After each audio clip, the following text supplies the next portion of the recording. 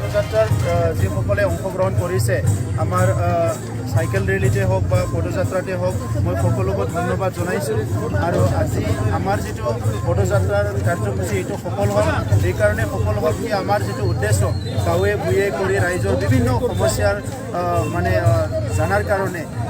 ভাৱ বিনিময় কৰাৰ কাৰণে এই কাৰ্যসূচী লোৱা হৈছিলে আৰু এই কাৰ্যসূচী আজি সফল হ'ল আৰু বিভিন্ন জায়গাত আজি দুৰ্নীতি ভ্ৰষ্টাচাৰৰ কাৰণে উন্নয়ন হোৱা নাই স্কুল কলেজৰ অৱস্থা ভাল নহয় ৰাস্তা ঘাটৰ অৱস্থা ভাল নহয় দুখীয়া গৰীব মানুহবিলাকে বহুত কষ্ট কৰি জীৱন নিৰ্বাহ কৰি আছে আৰু সেই গোটেই কথাটো আজি UPPL দলে গাঁৱে ভূঞে ঘূৰি ৰাইজৰ লগত ভাৱ বিনিময় কৰি ইতিমধ্যে চবে গম পালে আৰু অনাগত দিনত আমি এইটোকে বুজিছোঁ আমাক এটা পৰিৱৰ্তনৰ কাৰণে ডাঙৰ এটা ৰেগুলেশ্যন লাগে এটা বিপ্লৱ লাগে যাতে ইয়াতে কৰাপশ্যন ফ্ৰী এটা গভৰ্ণমেণ্ট আমি আনিব পাৰোঁ দুখীয়া গৰীব মানুহ কাম কৰিব পাৰোঁ ইনফ্ৰাষ্ট্ৰাকচাৰৰ কামবিলাক কৰিব পাৰোঁ আৰু সকলো অফিচবিলাকত কৰাপশ্যনটো বন্ধ কৰি সকলো যাতে ভাল শাসন পাব পাৰে এই ব্যৱস্থাখিনি কৰাৰ কাৰণে আজি UPPL দলে কাম কৰিব পাৰিব এইটো আমি বিশ্বাস কৰিছোঁ আৰু সকলো জাতি জনগোষ্ঠী যিহেতু সঁহাৰি দিছে মই চবকে ধন্যবাদ জনাইছোঁ যিসকলে ইমান দিনে আমাৰ পদযাত্ৰাত অংশগ্ৰহণ কৰিছে আমাৰ দলৰ বুথ কৰ্মীলৈকে প্ৰাইমাৰী কৰ্মীলৈকে আৰু ৰাইজক মই ধন্যবাদ জনাইছোঁ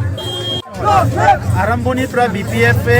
খালি হিংসাৰ আশ্ৰয় লৈ আহিছে ধনবল বাহুবলৰ আশ্ৰয় লৈ আহিছে প্ৰকৃতত গণতান্ত্ৰিক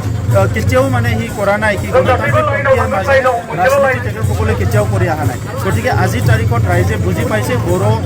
বুলি কথা নহয় সকলো জনগোষ্ঠী বুজি পাইছে কি BPF-ৰ যিটো ৰাজনীতি এই ৰাজনীতিৰ